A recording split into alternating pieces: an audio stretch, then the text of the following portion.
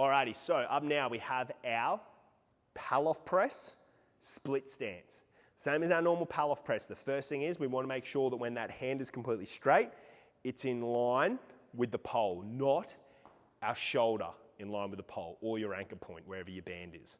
From there, what we want to do is we want to stick the opposite foot forward.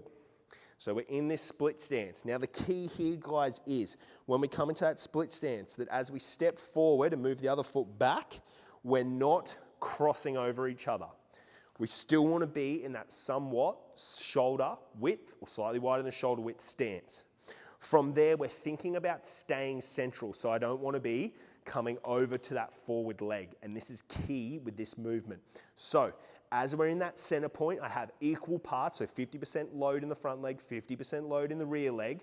From here, what I'm doing is I'm then, just like the normal pull-off press, I'm coming out. I'm not letting myself rotate the whole time.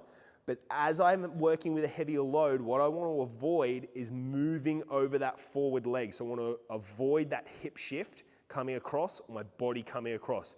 I want to stay as center as possible. And you're going to feel this challenge all through core and glutes as well. From there, standard power press, so I'm pressing out, I'm making sure I'm going nice and straight. I'm not mixing the pot as I'm moving. It's just a straight press back and forth, whole time, posterior tilt with the hip.